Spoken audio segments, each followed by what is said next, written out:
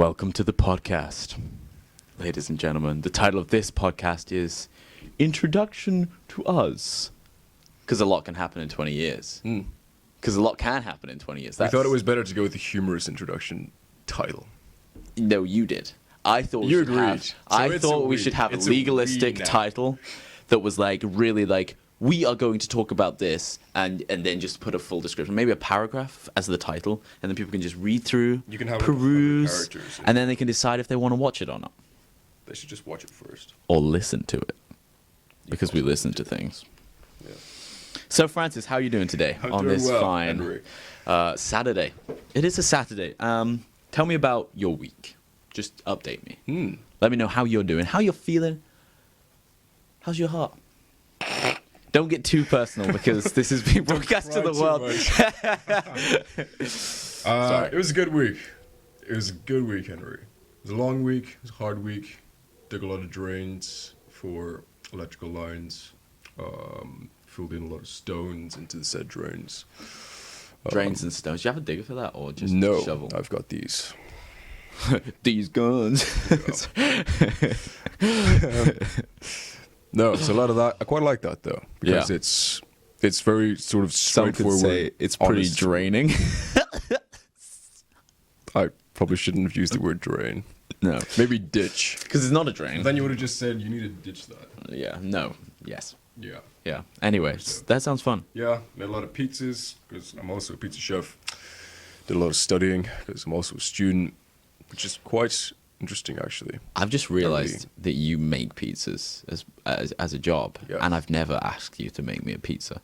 I've literally they just popped in my brain right now, and I was like, I'm still trying. why to are find we friends if a I don't? dough recipe that works? Because the dough recipe we use is actually a family secret in the pizzeria. So I don't know what the recipe is. I'm gonna put a shot in the dark here. Okay, I reckon it's got flour in it. The recipe. I think it's probably got water in it. Maybe a bit of salt. Maybe if you're feeling spicy, some milk. Just a little. There's no milk. There's Okay. oil in it as well, and sugar. You can't give away the secret. Huh? I don't know what it is. You just know that there's sugar in it. Yes. Okay. I've seen it being made. Look, when your boss watches this, he's gonna come after you. He's gonna be like, "You're airing our secrets to the whole world." Well, it's not a secret really that there's like flour in dough. Oh, unless they use like barley. Oh, barley flour. Oh yeah, it's all flour. Yeah. Yeah. Doesn't matter about the grain. Anyway, so Let's refocus a little. Yeah, how's your prayer been this week? Prayer's been quite good. It's a struggle to fit it in, but it's necessary. It's not. You can't. It's very easy to prioritize other things over it. Too easy, and that does happen sometimes. But that's wrong because it has to be a priority. Interesting. Yeah. Yes, definitely. What do you think about the idea of practicing the presence of God in terms of when you're too busy, as it were? Like, Just define that a little bit. okay, so practicing the presence of God is the idea. I think it was that you're always praying. yeah, but the Brother Herbert, it was a guy. I think he coined the phrase Was it practicing, Herbert? or yeah, I think it was This brother dude. this in brother is several hundred years ago. somewhere. He said, "I want to lean down and pick up a straw for the love of God." And so that when you can't necessarily get that quiet hour, you can still praying yeah, you and can getting still into prayer. pray. And so Yes. even right now, we should be in the presence of the Father and receiving and, No, and I'm giving very His love. much on board with that. There's Yeah. this priest, amazing priest, called Father Joseph Mary. You know him. He recommended that book to me. Practice of the Presence. You of can't God. talk about my mortal enemy on this show. Well, I'm going. Do not mention his name. If he's anybody's mortal enemy, he should be mine. Yeah, that's true. He and I have brawled, and you and he have not. It's because he knows I'd win. Oh, I hope he doesn't It watch was a this. fun brawl. No, I'm sending it to him. No, it wasn't a real brawl. We are actually friends. We did not come to a real. It was a friendly. It was a friendly. friendly grapple. He walked past me, and I nudged him, and then he nudged me back because he's male, and then I nudged him back. He's male. And those 3 nudges was enough to start a brawl. There you It go. was a lot of fun, actually. Yeah. And to be fair to you, like, he is a big guy. He's a But solid unit. You held your ground. I'm proud of you. It was amazing. I still look back fondly on that day. Yeah. Yeah. So do I, because I got to watch. Yeah. So An introduction to us. That is what this first episode... you're going to ask me how my week's been? No, I'm going to skip right over that. Dang. That's me. I'm kidding. But Okay. yes, introduction to us. Fire from Ashes episode 1. Over to you. How's your week? Oh, thank Tell you, me about your Francis. I feel asked. Yeah, my week was really good. It was really good. Valentine's Day this Monday. Beautiful day to remember a saint. We went to mass, and the priest was like, many people may be celebrating some Valentine's Day, but we're going to commemorate some 2 random saints that I didn't really know. And I was like, Father, come on, man. No disrespect to the saints. No. But it's a day for love, man. Do a homily about love. And he was just talking about their life in Rome and stuff. And it was really beautiful. But then I got to go on a date in the evening. That was really nice with my fiance. And then throughout the rest of the week, I've actually just been grinding. Working really, really hard, and then just really getting after it. And then Thursday I went out and put like this fiberglass in a loft. There was this little porch thing that I had to like crawl into, and it was literally like that much like wriggle room. And I was crawling on my stomach and then like pushing this fiberglass in, and that stuff is itchy, man. It gets everywhere, and so I was just covered in it, came crawling out. And it was just like construction gear as well is not the most. Like, it's not actually that flexible. You kind of think, like, you construction, like, you're going to be moving and stuff, but for some reason... It's tough. It's durable, yeah. so that was really... But it was really fun. Like, I was sweating really badly because it was insulation. And then on Friday, there was a snowstorm. Didn't go in for construction that day. I got snowed in that day, actually. Yeah. And I just worked Night. on stuff for the podcast and got ready. Yeah. So it's been a good week. And then prayer alongside that has been, it's the same kind of the same situation where it's just things are busy, but yeah, it's not like I'm not in the presence of God, because I am, but I'm starting to like yearn for those hours. That holy hour day, which obviously I did net last year. You get that built into your schedule, and now it's not built into my schedule. So it's when you get the chance to just sit down for an hour, all distractions out, just absolute peace and clarity. And I feel like in this season for me, God the Father is just really talking into who I am, and just saying, you know, there's a lot of lies that can come against you and take you down when you forget who you are. Like in the Lion King, it's like, you have forgotten him, and how you have forgotten who you are. And I totally misquoted that, but that moment, yeah. But basically, he's just saying, if you forget who you are, you've forgotten who you are. Exactly. And so God is just like, know who you are. Just going back for a moment to the idea of practice of the presence of God. So what you just said was, or something you just said, was that we're always in the presence of God. That is true. Yes. But this idea of practice of the presence of God is making yourself cognizant of that. Because it's an objective reality, but that doesn't mean that we're aware of it. Oh, yeah. It's completely... So the practice... So it's very much a voluntary thing. It's not... Because the practice of the presence of God is that practice is useless if we're just like, I'm always in the presence of God, but I never think about him kind of thing. But if we're like, no, I'm in the presence of God right now, and I acknowledge Father. And it doesn't mean you're constantly like looking to heaven and being like, God, but it does mean that you are in spirit always oriented towards the throne room and just knowing, okay, like I have a Father who loves me. Yeah. And he's omnipresent. Trippy, but it's also in every situation you come into. Yeah, you like just like the thing, the example that you used of brother, what's his name? Herbert. Brother, well, okay, let's call him Brother Herbert. Brother Herbert. You know what? Picking up a straw. Yeah. Fine. No. Carry on. Of picking up a straw for the glory of God. It's like, how is that? How is picking up a straw glorifying God?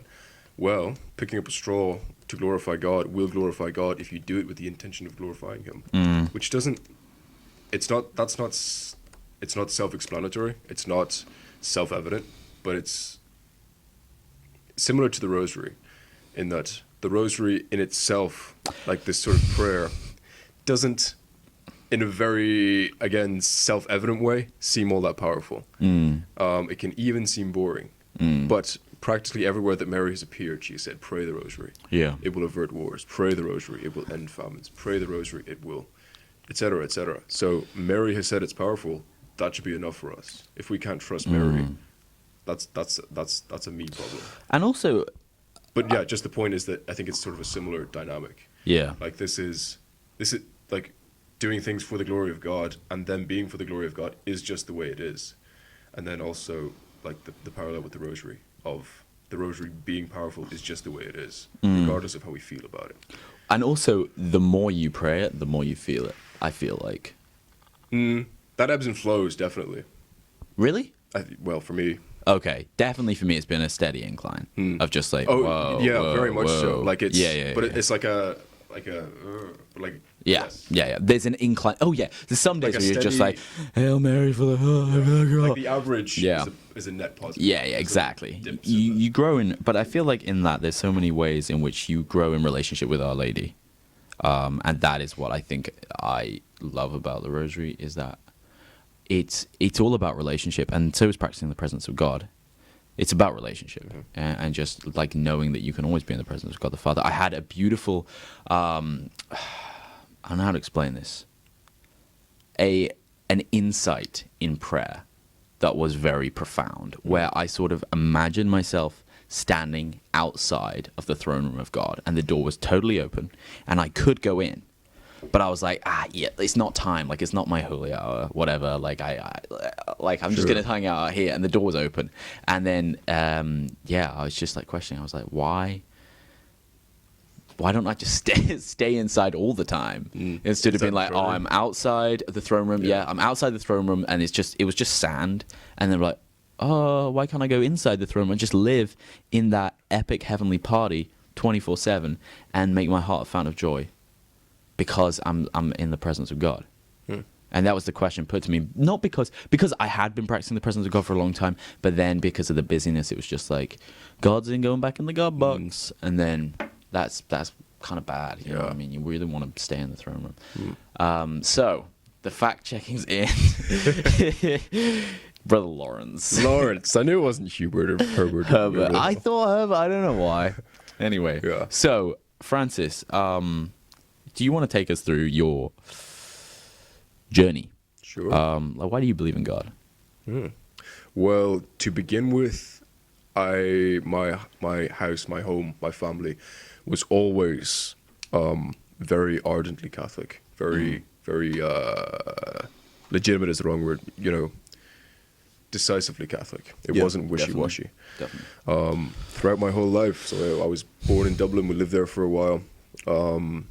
We've moved around a good bit for a couple of reasons. Probably the two primary ones would be Dad's work. Yeah. And also mostly that. Just because he's the executive director of the Ireland branch of the international pro-life charity Human Life International, as you know, which this podcast is under the auspices of, as you guys know. Under the watched our umbrella. introduction video, which you should have. The big umbrella of HLI. Yes, the big umbrella. But we've just kind of been following work around, which is one of the main reasons, not the main reason, but one of the main reasons why we homeschool as well. We're homeschooled, our family's always been homeschooled. And so that was one of the reasons, because upping and outing of schools the whole time and then enrolling in new schools. Is that really one of the reasons? Again, one of the reasons, yeah. Wow. Yeah. It was just far more practical to do home studying. So that's one of the reasons for that. But yeah, so we've moved around a lot, following Dad's work. So we were we've lived in Dublin, we've lived in Antrim, we've lived in Mayo, we've lived in Donegal, we're in Fermanagh at the minute. But we've always, faith has been a very real thing the whole way through. And so we were brought up that way, and it was never like, we never resented it, but it was very much sort of just the thing that we did. Like we've always gone to 10 o'clock mass every morning, and that's just always been the thing that we do. And we've always prayed the rosary every night. That's just always been the thing that we do. So there were these things that were very normal to us. Like the point is that this sort of, what you would almost call extreme in the context of the culture, like extreme Catholicism, if that makes sense. I mean, that's the wrong way of putting it. I don't know how to Intense. Intense Catholicism. Intense Catholicism. Because you can never be too extremely Catholic. Yeah. I don't think so. You can't Because love God too much. You can't love God too much. You can never attain perfection in Catholicism or perfection in anything. Yeah. Which is always try. It's not a cop out. Yeah. But I mean, maybe you can't attain perfection. well, fine. I cannot attain perfection. But Actually, that is an interesting debate, and I'm not going to go into it too deeply now. Okay. oh, can you attain perfection? Can you attain perfection? Because the grace is available. Yeah, for every situation, the grace is available to do it perfectly. Yeah, I've wondered about that as well. Yeah, that's it. But that's a different podcast. It's a different podcast. Yeah. Very much so. But I would love to dig my teeth into that.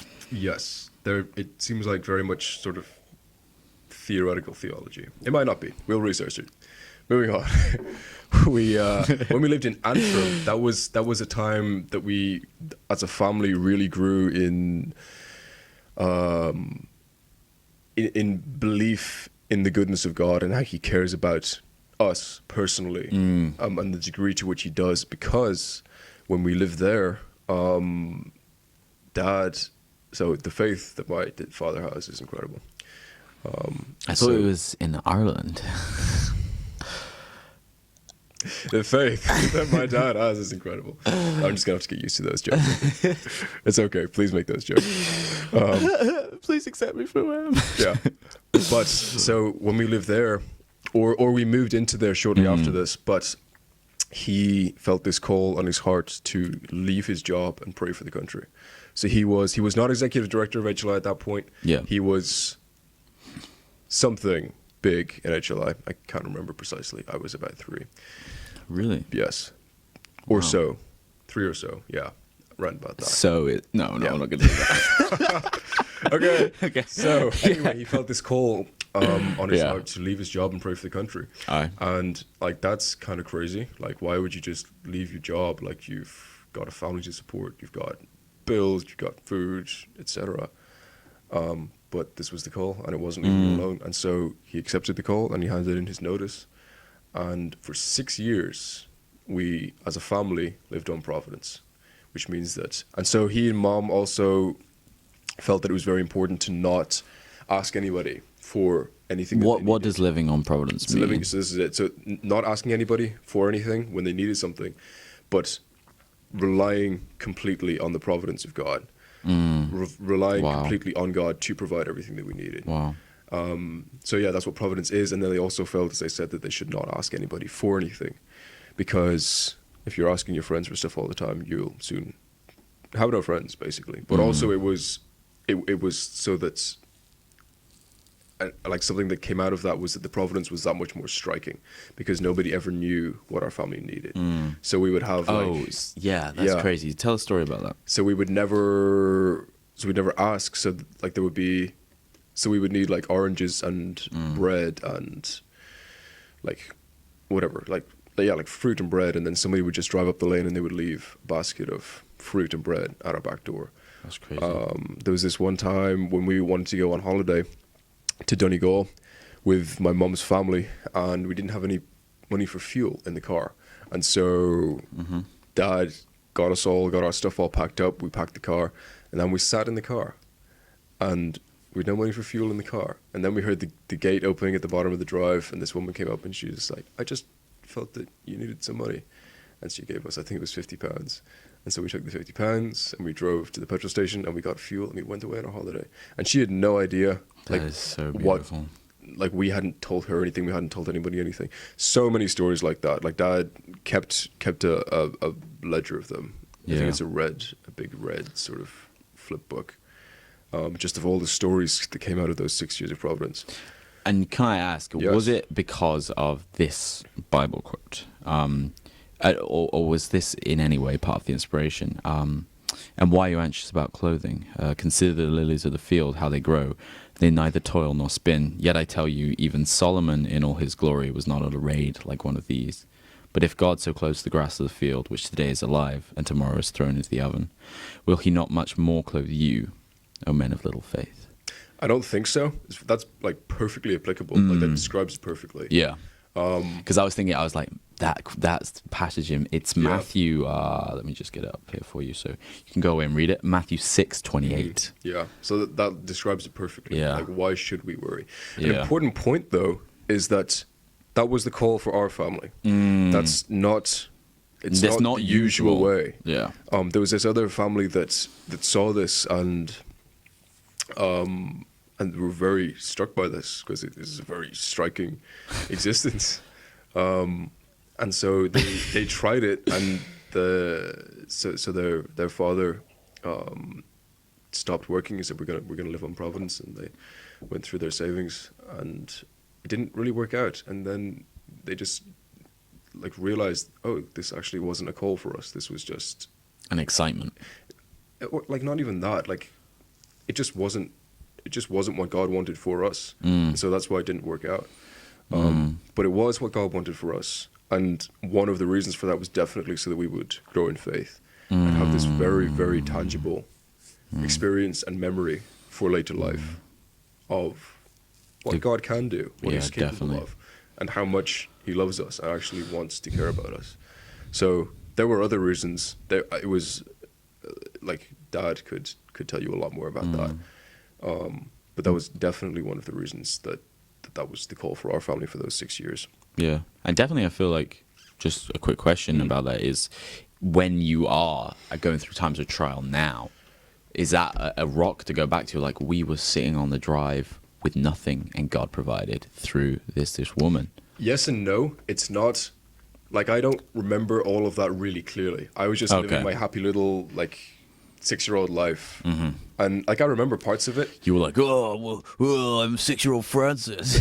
Yeah. I used to, like, hatch frogs out and everything. These frogs living in a cistern down in the yard. Wow. I did that for a couple of years. Yeah. But yeah, I was just living my 6-year-old life. Yeah. And not, like, I wasn't just 6. With the it was frogs. like from the age of, like, 4 to, like, 10 or so. Yeah. But anyway, yeah, a lot of the problems went over my head. But it's just looking back. Hey, great maths, by the way. Great maths. Sorry, carry on. Okay. Yeah, a lot of that just went over my head, and so I just was happy living my life. But looking back and, like, the stories that have come out of it, and the memories that I do have, in the context of the understanding that I now have of the wider situation as it was happening, is very, very definitely something to look back on with awe. And something to, yes, like you said, to base faith, looking forward on. Like, it's something to base faith on. It's a foundation, you know what I mean? Yeah. Like, He did this, why would He stop doing things Exactly. like that? It's like, I'm going to help you, I'm going to help you, I'm going to help you, and now I'm going to pull the rug out from under your feet. Run out of help. Yeah, the blessings, they're actually limited blessings. Yeah. They are altogether unlimited, because He's a good God. Yeah. But yeah, so we moved out of there. We moved to Donegal town for a while. Have you ever been to Little Mama's?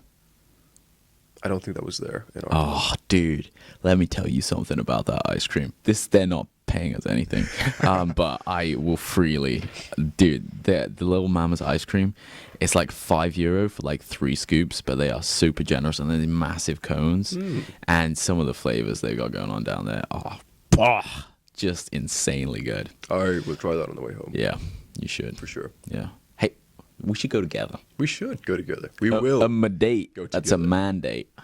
That's not weird. It's not. No. It's not. It's only weird if you make it weird. Exactly. But yeah, so pulling all of that together a little bit, just kind of pulling the strings together. Faith always been very important. And knowledge of the reality of God and the reality of His love for us and me always been very real. But as I alluded to earlier, it was just kind of the thing that we did. And so up until about the age of, like, it would have been like 17 or 18, I had no problem with any of it. And I didn't, as I alluded to earlier as well, I didn't, like, rebel against any of it ever. I never was... I'm not praying the rosary tonight, Mom. Like there were definitely Yeah. like there are nights when all of us are still like that. A little bit. Yeah. Not, like we don't refuse to pray it, but it's like It's just like come on, let's just get over. But it's Yeah. let's get it over because we have to do it, not can't we just skip it tonight? Yeah. Which is good. It's a good thing actually in our family that nobody considers the rosary something that can be skipped. It's sometimes a slog, but that doesn't mean that you don't do it. But anyway, so I was 17 or 18. Up to that point, yes, I knew that Jesus existed. Yes, I knew that he loved me. It was all the stuff that I knew or believed. In the noggin. Yeah, like head knowledge. I like believed all of this stuff and I didn't have any problem with believing it. I never disbelieved any of it. I never doubted any of it. But then I did Exodus 90. So Exodus 90. I don't know if you ever heard of that. For real men. Sorry. You made it sound like that's what I meant. No, I'm Yeah, joking. I know. I was But Exodus 90, messing with you, I know. bro. It's this thing. It's 90 days long. It's an exercise in prayer, asceticism, and fraternity. Those are the three aspects of it. So you do it with a bunch of other guys. You have to pray every day. That's one of the requirements. You got to do it. Yeah. So the asceticism part, we kind of think of that as self-denial. If the term asceticism actually comes from the word ascesis, which in origin is Greek, and it actually means training, or it's closer to our word training than it is to our word self-denial. So the idea there is that you take out all of these things and you put in all of these things. And that's the ascesis, the ascetic part. So you take out, you don't watch TV, you don't have dessert, you don't eat between meals, you don't there's no fizzy drinks, like you have to work out every day. So this long list of bad or even just neutral stuff, like no drinking, like no alcohol. And so like these things aren't necessarily bad in themselves. Like it's not bad to watch TV, but it can definitely become Depends on the TV. It depends on TV, obviously, yeah. but like watching TV in itself, not necessarily. It's not a bad thing in and of itself. Yeah, it it's can be very you use beautiful it. sometimes. Sometimes. But yes, you can't. So it just takes out all of these things, not necessarily bad in themselves, easily corrupted, many of them, like drinking, like watching TV. There's no internet use. You can't use the internet for anything that's not essential. So it takes out all of these things that are at least distractions, if not positive vices. In the way that they're used. And so it takes out all of these things and then it puts in all of these things. So you have to commit to a daily holy hour. You have to... I thought it was 20 minutes. Huh? Well, there's 20 minutes... No, it's a daily holy hour. There's 20 minutes of silent contemplative prayer. Okay, mandated because that's the game changer, That's I feel. the game. Yeah, it was, and it was for me. So you have to do a holy hour every day. You have to go to confession at least monthly. You have to... That is... Yeah, I mean, you should be doing that anyway. Yeah. But no, like I am the and like calling myself on here because I haven't been to confession every week for a long time now. But there was one season of my life, weekly confession. Dude, it was like getting to the nitty gritty of the deep seated venial sins. Like you would just like cleanse. It was like a juice cleanse. I've never done a juice cleanse, but I imagine weekly confession. Imagine that's what it's what it's like, and it's just where you just like you because you just get rid of the big stuff, and then you get bored of saying the same things, and so you just like if you're going weekly confession, and especially if it's the same priest. Well, also, this is a question. It would become a lot more. I mean, I kind of know this anyway, but you would really notice the points, the smaller points, the more subtle points where you have to improve. And if then, you bring back this same venial sin over and over and over again. Yeah. Is that? Yeah, exactly. Yeah. I know, but it's just like you'd be like, oh, I shout at my siblings. I yell at my siblings. I yell at my siblings. After 3 weeks, you're like, I just don't want to say it anymore, so I'll just stop it. And then especially the same priest. Like same priest, because it gets embarrassing. You're just like, oh, why do I keep doing this? Like, I know it's wrong, and I know I don't want to do it, and I'm still doing it. And the weekly confession just throws the light. But then you can see the defensive wall of your spiritual life, and then you're like, oh, that's where I'm getting attacked. That's where I'm getting attacked, and that's where I'm getting attacked. Vision so becomes I am gonna pray into these areas, build up the wall, and then it's gone. Like I've had times, it was in this weekly confession time, I had this one sin, it was just coming up and coming up and coming up, and I was like, I am never gonna beat this. It was just like, which is a very pernicious life state, by the way.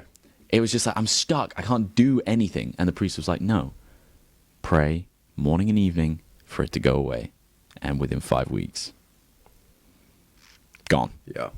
but just not so that it will go away. It's like you're Oh, no, coming so against that this. I grow You're in actually virtue. fighting this Yeah, exactly. on a Yeah, morning yeah. and nightly basis.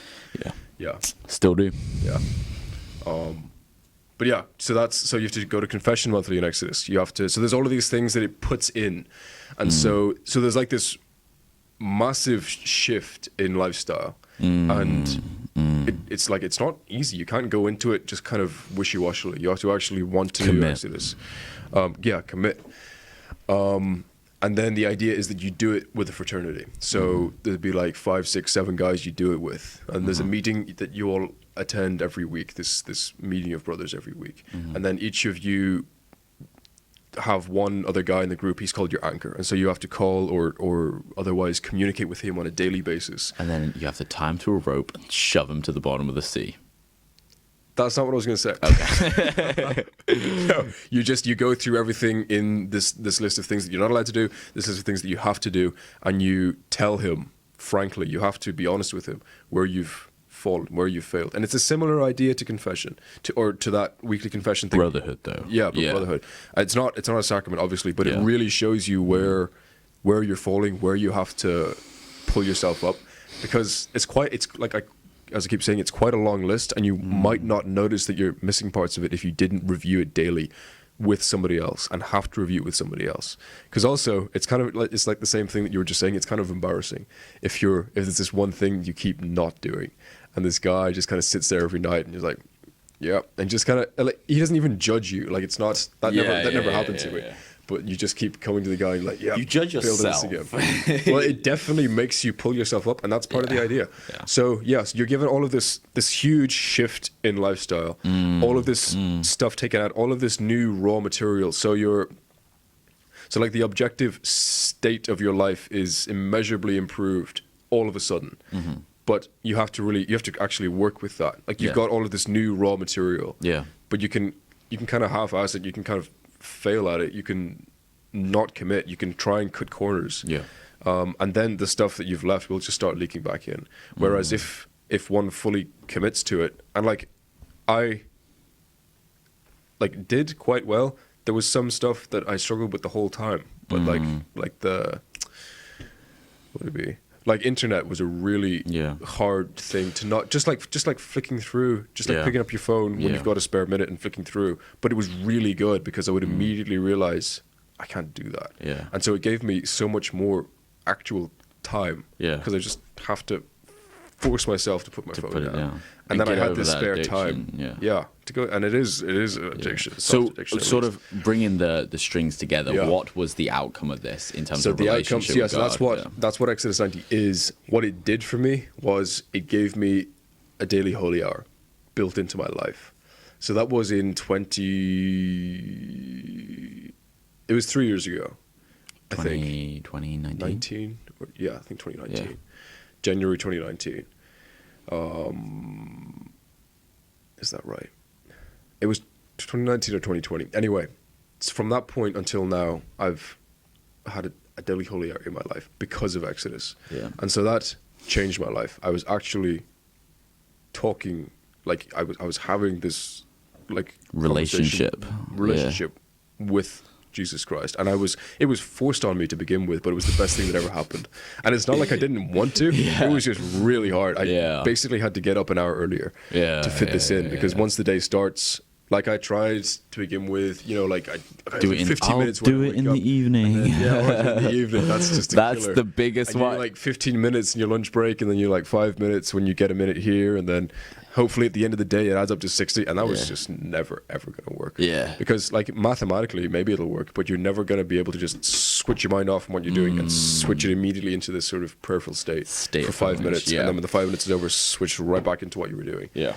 That 5 minutes of prayer is not going to be very high quality.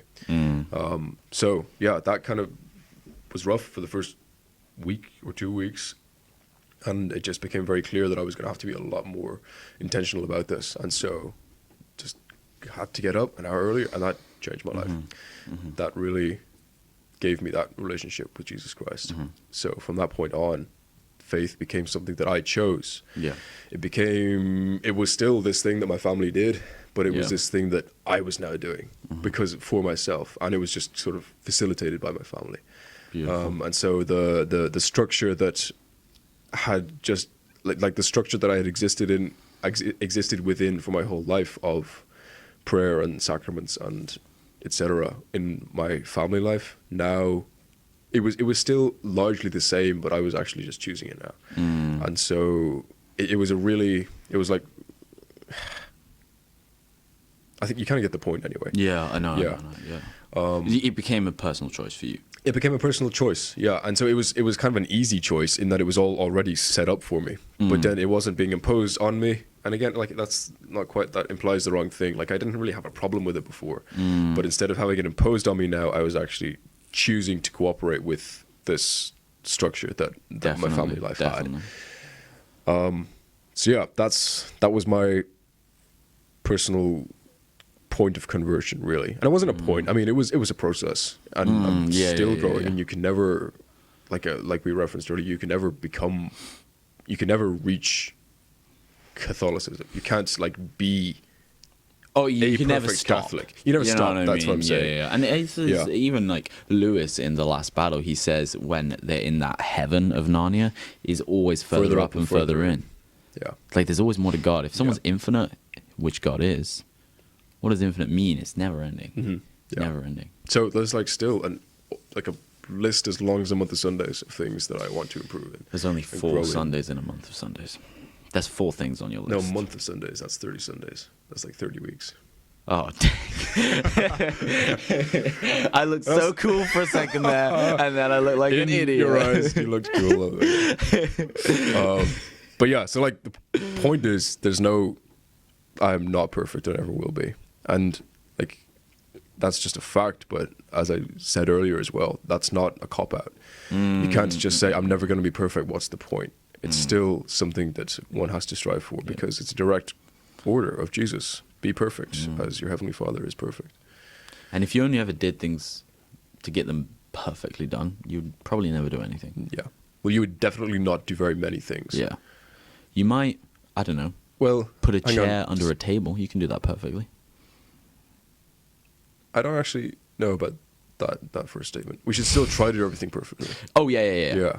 No, that's what I'm saying. We should try to do everything perfectly. But if you said, I will only do this if I can 100% finish it perfectly, we wouldn't start much. You should always start with the intention of I'm going to try and do this as perfectly as I can, but I'm going to be happy at the end. Yeah, even if there's imperfections. An important point that you should still try to do it as perfectly as you can, but always be also striving to improve what you can, so that the best you can do becomes better and better and better. But always pushing to that until you become the best of everyone, and then you tell them what to do. No, I'm joking. Sorry, that's that's wrong. Love and charity. Love and charity. C.S. Lewis wrote about that idea of perfection, actually. Well, he was more writing on the idea of true humility. It was in his book, The Screwtape Letters, which I will probably reference quite a lot because I think it's an incredible book. And you've read it recently, no? Well, I actually have read it several times recently. It's actually the last book that I read, so I'll be referencing that a lot. No, it's an awesome book. I had to study it quite a lot in my course. But he writes that true humility is knowing your own ability and your own strengths, and yet glorying in God for them just as much as you would for those of your neighbor. And so the idea that you can't try to find your niche in the kind of in the hierarchy of perfection. And that you shouldn't even be thinking about how perfect you are in any kind of hierarchy.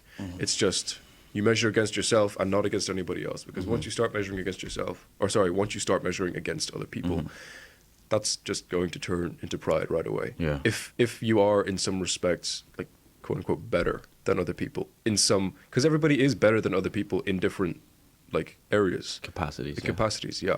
And so when you start comparing these things and these especially with talents that you've been given, a talent isn't something you did. That is a gift from God. And so you might as well glory in a talent as much as you might as well glory in the color of your hair. your hair is the color it is, and if it's pretty, cool, thank God for that. But you can't. And if it's like Francis's, Yeah, no, I'm joking. then you just accept the cross. I'm joking. No, yeah. But You got great hair. thank you. You're But welcome. it's not like you can't glory in the color of your hair. You didn't do anything for that. And it's the same Yeah. with talents. If you start glorying in your talents, that's just close to the epitome of arrogance, because like you didn't. It's not like you even did anything to get your talents. You were just given them. And so it's You got to taking be the careful glory. with that. It's well, yes, but it's taking the glory that was due to God. He gave them to you, and so claiming. I feel like this is the thing that's really important to stress here, though, is that God gives you talents, but he also gives you the freedom to develop them. You shouldn't disregard them at all. No, But the not point that at I'm all. making is that you don't. So you have to grow in them, but you can't compare So- the talents that you have to other people's, especially if the particular talent that you have is greater than that particular talent in somebody else. Because Yeah. you didn't do anything to get the talent in the first place. You have to develop them, yes, and you have to use them. That's another really important point. So false humility is a no-go as well. In saying, no, I can't do that. I'm not qualified. I can't speak well enough to do that. I can't blah blah blah. Like chances are blah blah blah. yeah, chances are you are able to do that thing. You just don't want to because of this false humility. But just like looking at a little bit closer in terms of you've got to understand that with talents, when we are all given talents, we are custodians of them. We are stewards of them. And so what we do with them, like actually like that merit is like all things lead back to God. Yes. All things. But when you choose of your free will, which you have been given by God to develop a talent, I think the thing is it's not that so you and your brother have the same talent and you, through virtue and choice, develop your talent to a higher level than he does.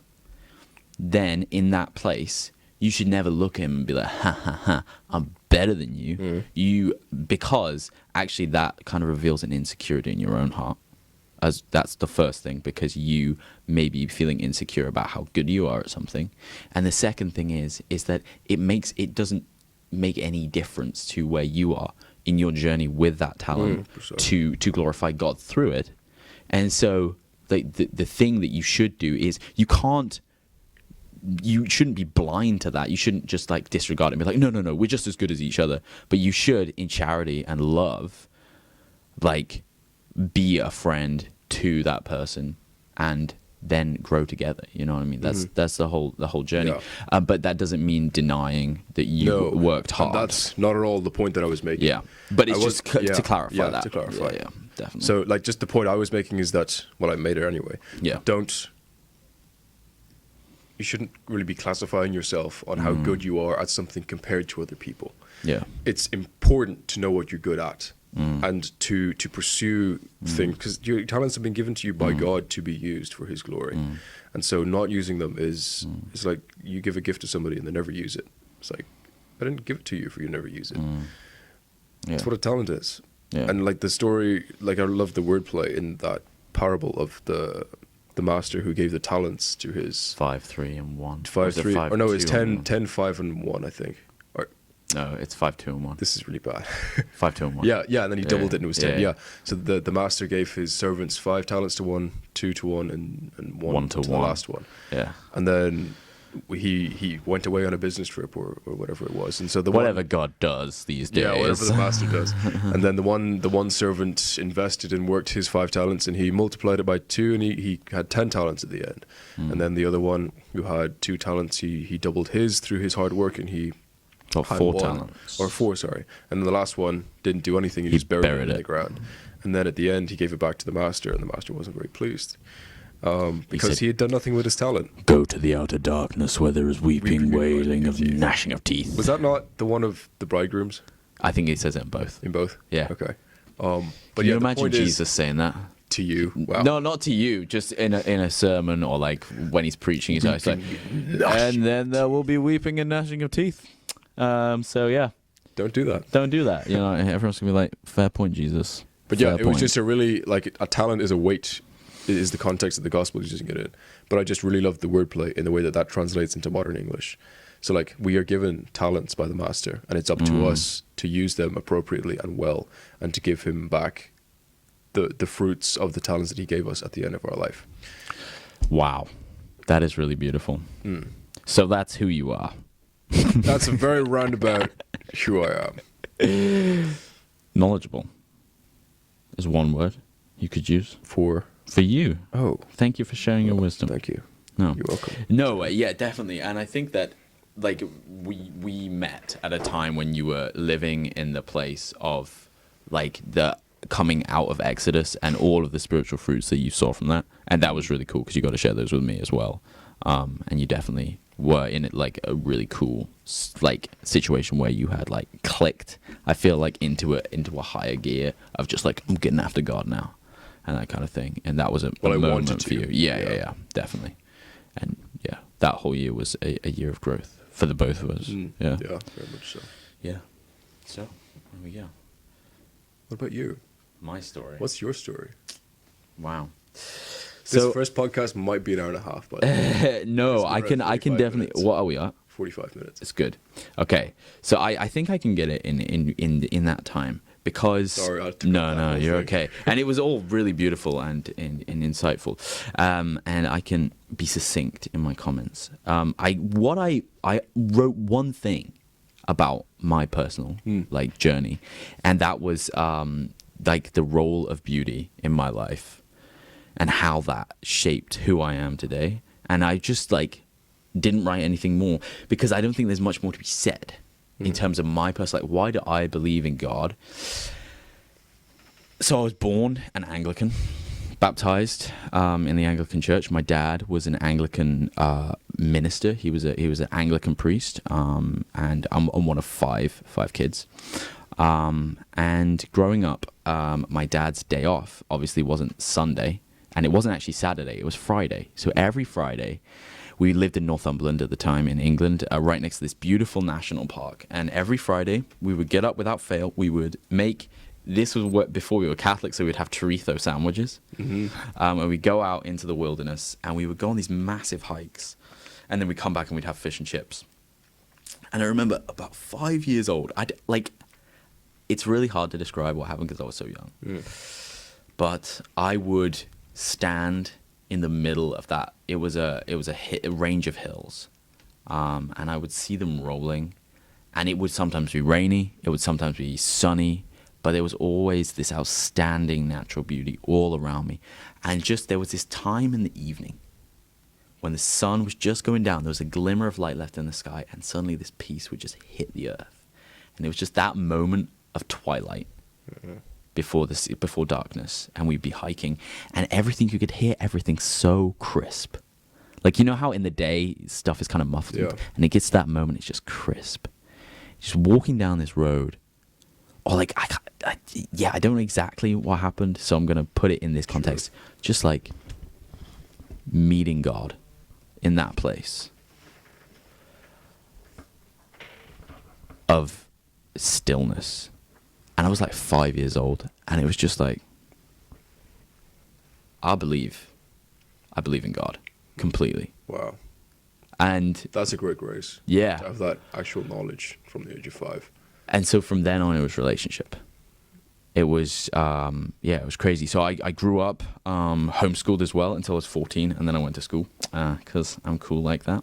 I'm a school kid. No, I went to school at 14, but in that period from 5 to 9 or however long it was, because I can't really remember that moment. So I've always had a relationship with God, but from that age upwards to 9, it was sort of in my brain. I was like, so I knew some Protestant friends who were like free church, and I knew some Catholic friends, and I tiered the denominations in my mind. I was like, so Protestants are kind of like free church is kind of like what, and then Anglicans are kind of like the middle ground, and then Catholics are just like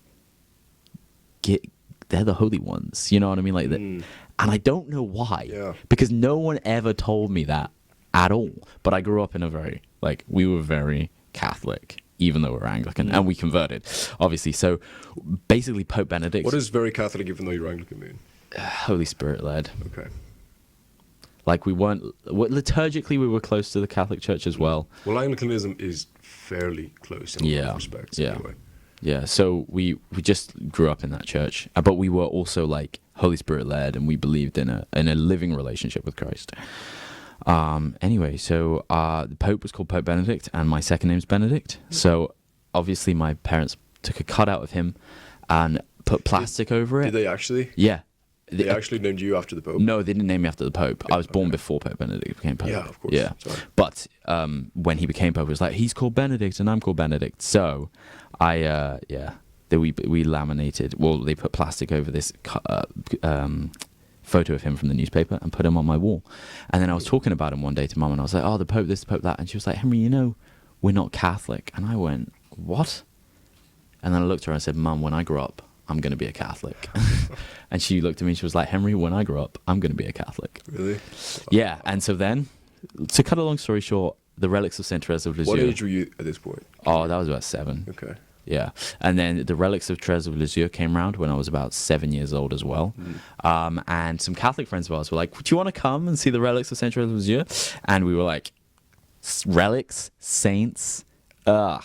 What has that got to do with Jesus? In our very Protestant way.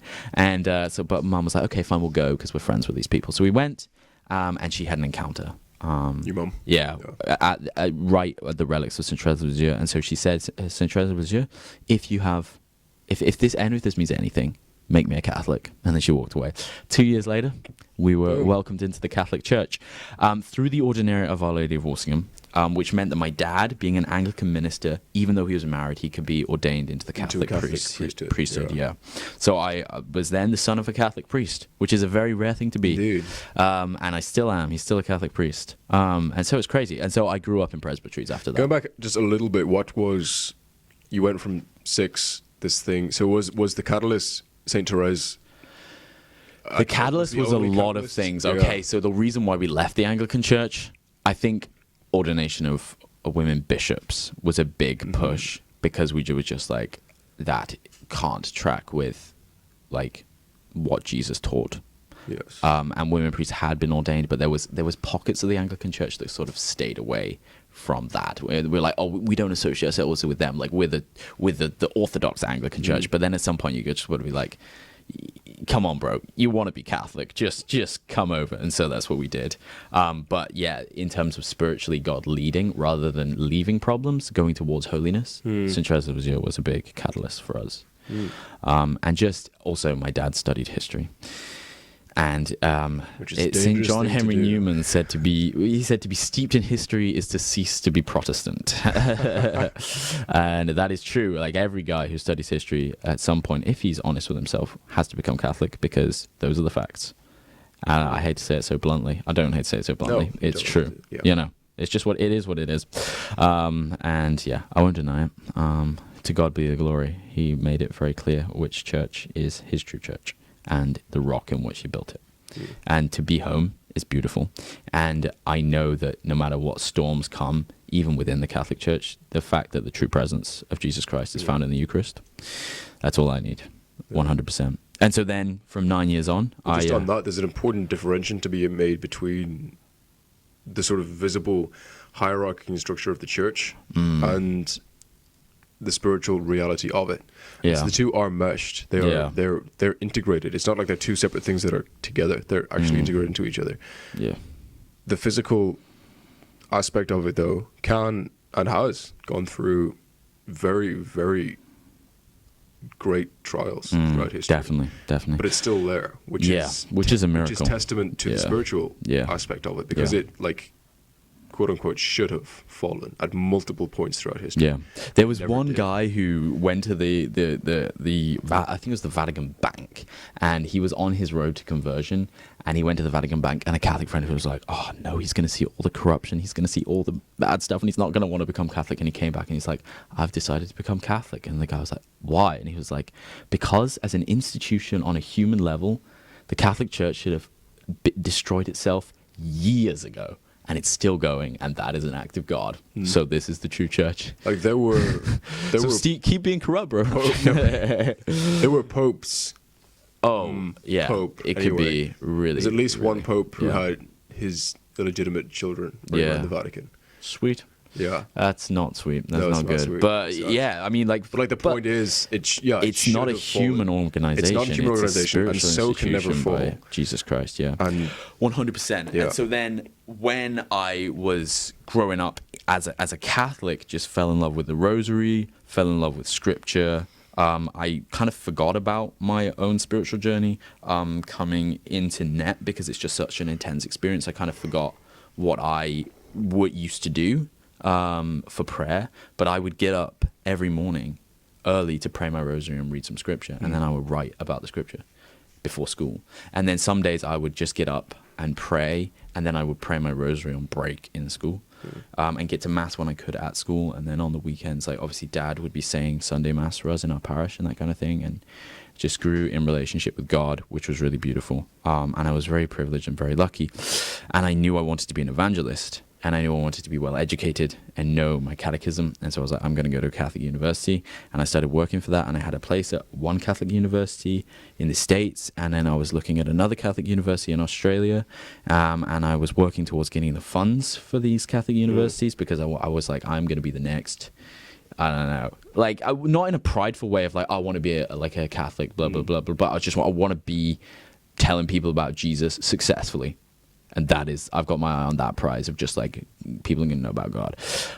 So like I was just working towards that. And yeah, so I was working hard. I was in full-time work. And when you were like, who leaves full-time work? I was like, I know I didn't have a family, but I did do that. Yeah, like, and it is a call. You feel it. And it was just like, I never thought about doing a year of mission or anything like that. I was like, I'm just going to, I wanted to give my life to evangelization, but I knew that would always be sort of like overarching. Yeah, an overarching theme. But to do a year of mission, I was like, what? And so my sister was doing net in Ireland, and she called me and she said, they need more guys. Will you come? And I said, no, I'm in full-time work. Leave me alone. And she said, okay, if you feel called to stay where you are, stay where you are. But if you feel called to come, drop your nets and come. And you're like, why did you say this? Like, it was insane, that moment of just like Jesus was looking at me and I was like, Peter, and he was just like, drop your nets and follow me. And I was like, it was a logical thing for me as well. I was like, yes, I'm going. But in my brain, I was like, when did that happen? Because you said no to your sister. In that instant. As you said no? No, as I said no, and then she said, okay. When I said no, she said, if you feel called to stay where you are, stay where you are. But if you feel called to come, then drop your nets. As soon as she said that, it was like, I went from like complete no to complete yes. Ah, that's cool. That's awesome. Instantaneously. Because I just, like, in my mind's eye, I could see Jesus being like, drop your nets and follow me. And so I was like, okay, this is the time. And this was the thing. I was like, I've gone to mass every Sunday. I've gone to church every Sunday, a mass from 9 years old, every Sunday for my entire life. I was 19 at that time, for my entire life.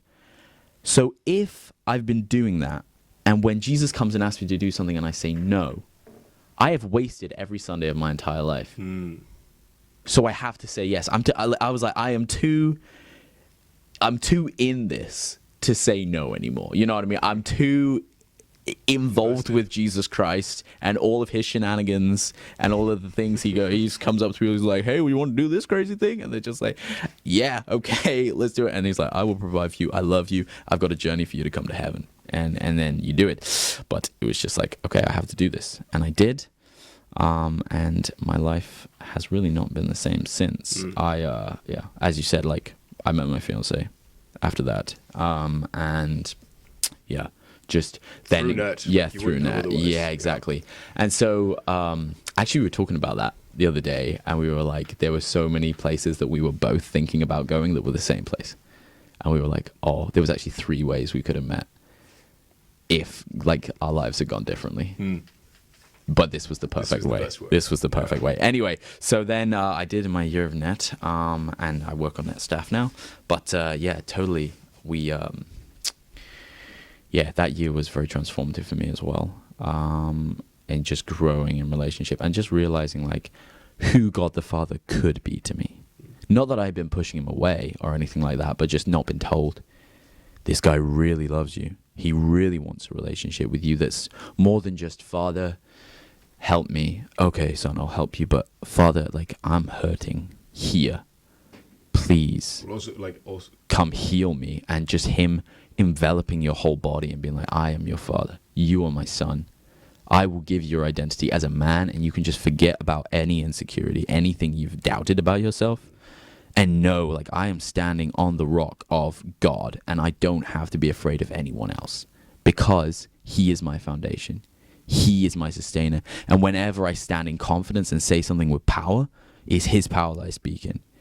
And if I say something that is not of him, then my words will come back empty to me.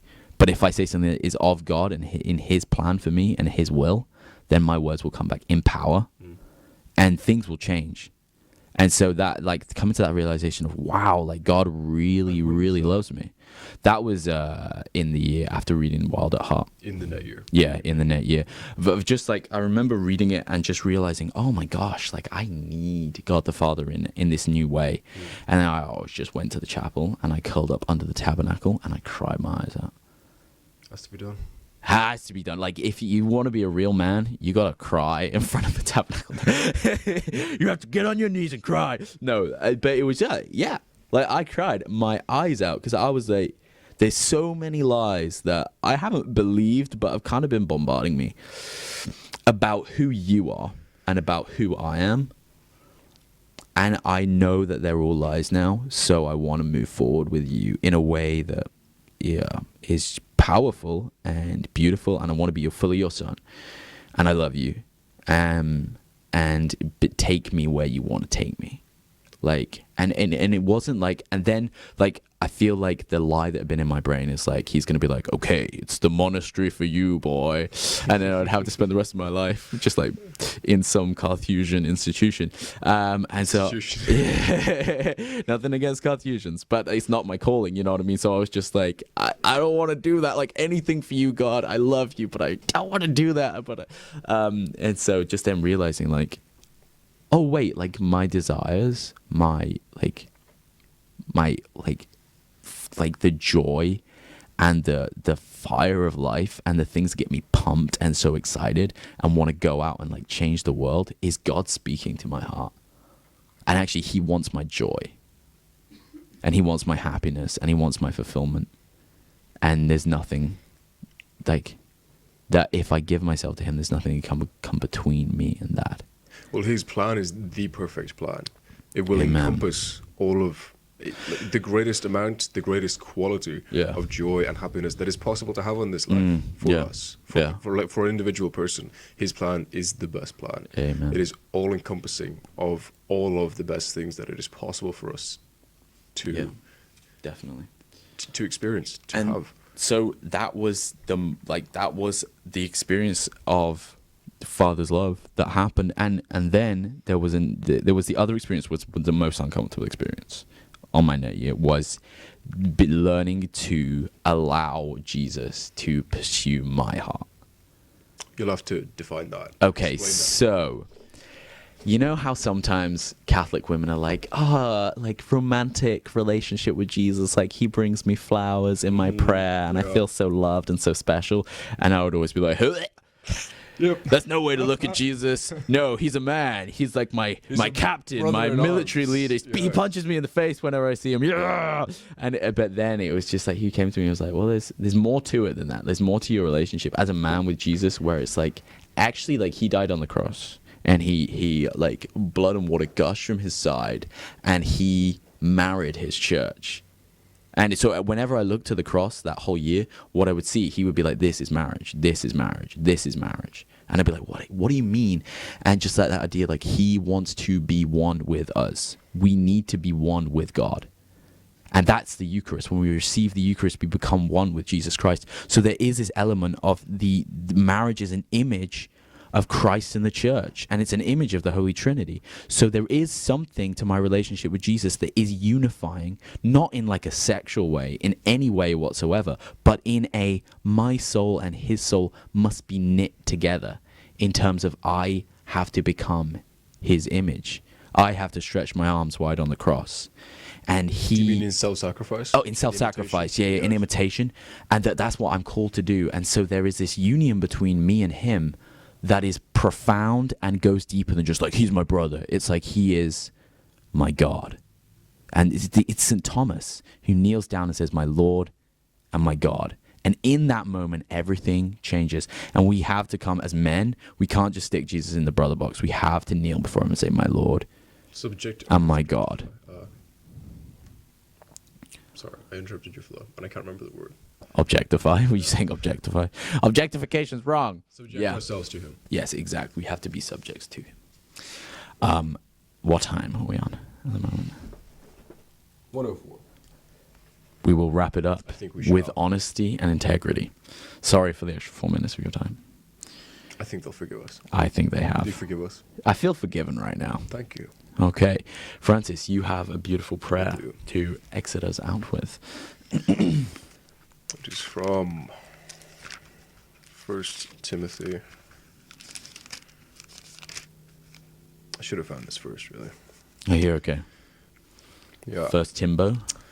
1 Timothy 1, verse 17. Okay. Take it away.